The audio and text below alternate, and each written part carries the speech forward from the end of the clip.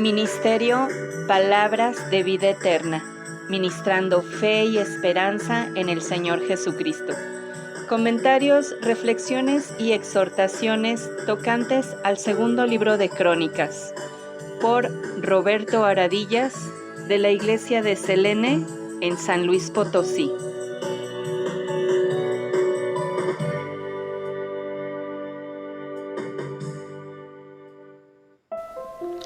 Dios les bendiga, hermanas. Ya casi estamos en lo último de este libro de Segunda de Crónicas. Ya faltan algunos reyes que nos falta por ver. Nos falta ver mucho el rey que fue más, el que es considerado el que hizo lo peor de todos los reyes.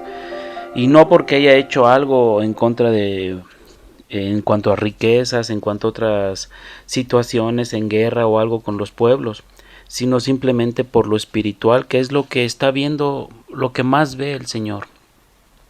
En Segunda de Crónicas, como hemos visto, tenemos una visión de lo que el Señor ve en cuanto a su visión. A Él no le importa mucho que hayan hecho los reyes en oprimir, en reformas, en construcciones, nada de eso, salvo lo que fue el templo del Señor con Salomón. Pero a él lo que más le interesa es la visión de él, es en lo que ellos han hecho por él, lo que si hicieron bien a sus ojos o si hicieron mal a sus ojos. Y podemos ver que Manasés fue el peor que hizo eso, porque aparte de que hizo lo malo, igual que todos algunos reyes, que hizo altos, que hizo altares a los Baales, hizo bosques, que adoró a ejércitos del cielo y todo eso, pero también hizo otras cosas. Él lo que hizo además fue que pasó a sus hijos por el fuego. Dice que consultaba a los agüeros, que era dado a adivinaciones y que consultaba pitones y encantadores, y subió de punto en hacer lo malo a los ojos de Dios para irritarle. O sea que él lo hacía directamente para enojar al Señor.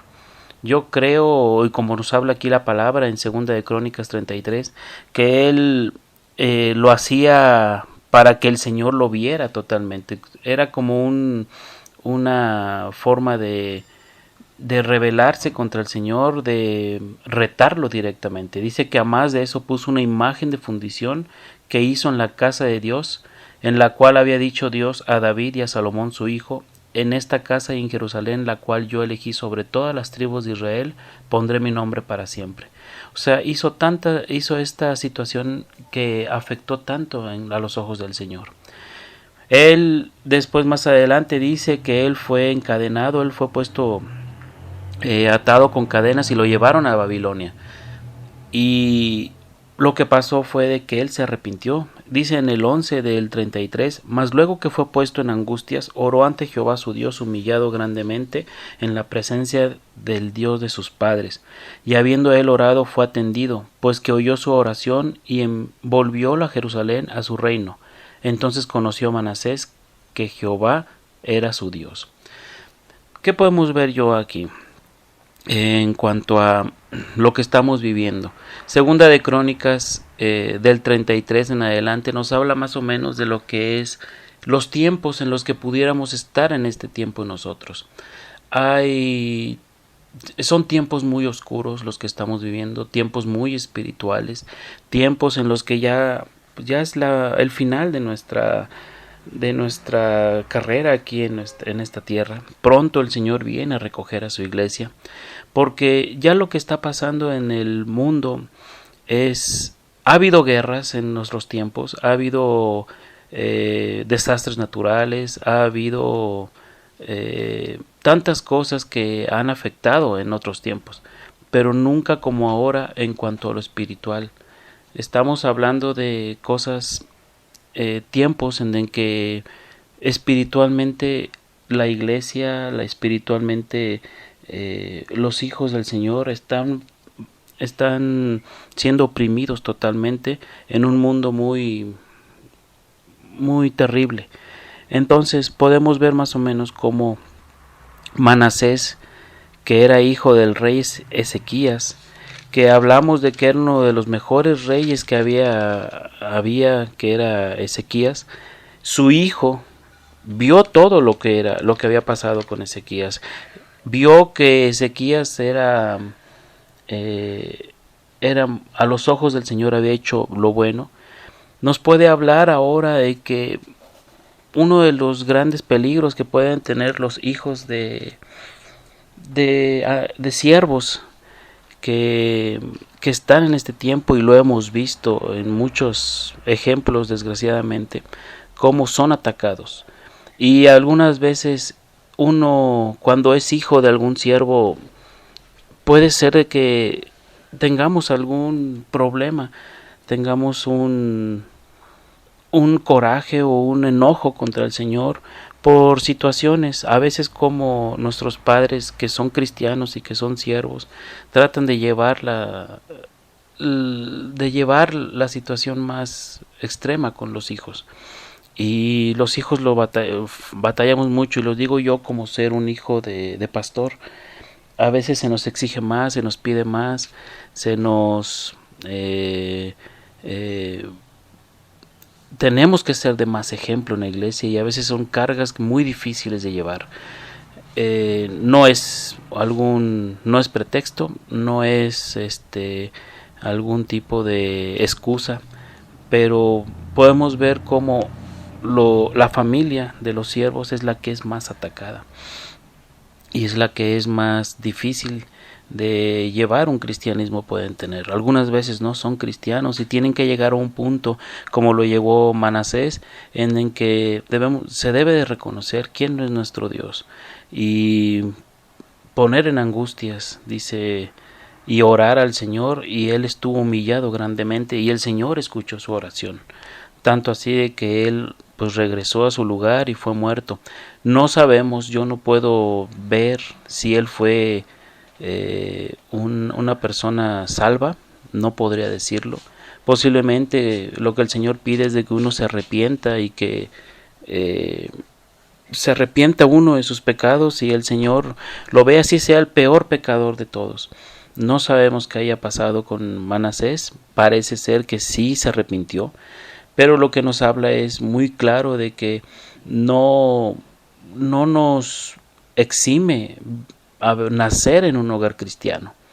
Algunas veces nacer en un hogar cristiano no habla de que por ser nuestra familia, nuestro padre o nuestra madre cristianos, uno lo va a poder ser. Cada uno tiene una relación con el Señor íntima. Es una relación personal con el Señor. Cada uno tiene que tener su relación personal con el Señor. Y nos habla de que no, el padre, aparte de que no llevará el pecado de su hijo, también el padre no llevará la salvación de su hijo. Es el Señor, Él es el que salvó, Él fue el que murió por cada uno de nosotros. Después podemos ver cómo cuando murió Manasés, reinó su hijo Amón, y 5 versículos nada más se dan hacia él. ¿Qué hizo él? Hizo lo malo a los ojos de Dios.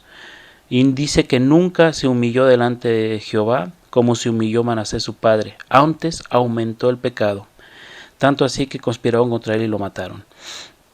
Habló muy mal lo que hizo ahora Amón, pero lo gratificante es en el capítulo 34, cómo de Amón salió un hijo que era Josías. Y dice que Josías comenzó a reinar y 31 años reinó en Jerusalén. Él comenzó a reinar a los 8 años. E hizo lo recto a los ojos de Jehová. Y anduvo en los caminos de David su padre, sin apartarse a la diestra ni a la siniestra. O sea, estuvo recto totalmente. Y lo que podemos ver de el rey Josías es que hizo 3 situaciones muy buenas que nos puede enseñar mucho a nosotros en estos tiempos. Uno es, podemos ver cómo Manasés, siendo hijo del rey Ezequías, hizo lo malo a los ojos de él, pero podemos ver cómo Josías, desde su juventud, él buscó al Señor. Y no exime o no es algo que nos pueda decir a nosotros que que va a ser siempre así, los hijos de desde el jóvenes buscar al Señor. Claro, se puede hacer y se puede hacer muy bien, y nos enseña de que debemos buscarlo ahorita. Se le dice que debemos de buscar al Señor desde nuestra juventud, que debemos de buscarlo desde temprana edad. ¿Por qué? Para que nos libre de tantas cosas, nos libre de tantas situaciones en las que pudiéramos haber pasado de adulto. Dice que él, aparte, que encontraron cuando restauró lo que es el templo, restauraron el templo de las ruinas que habían hecho, encontraron el libro de Torá, y él empezaron a leer la palabra, y nos habla claro de que debemos de buscar la palabra en este tiempo, buscar la fuente, buscar cómo nos puede comunicar el Señor. El Señor no se va a comunicar con nosotros como en sueños, ni se va a comunicar ya con profetas, ni con apóstoles. Ya no se va a comunicar así. El Señor por eso nos puso lo perfecto, como dice en la palabra en el Nuevo Testamento, que ya estando lo perfecto ya no hay necesidad de lenguas, ya no hay necesidad de sanaciones, ya no hay necesidad de nada de eso. Simplemente tenemos la palabra del Señor, y hay que escudriñar la palabra y saber qué el Señor tiene para nosotros. Y más en estos tiempos que estamos viviendo, el Señor nos tiene la palabra para que nos fundamos en ella.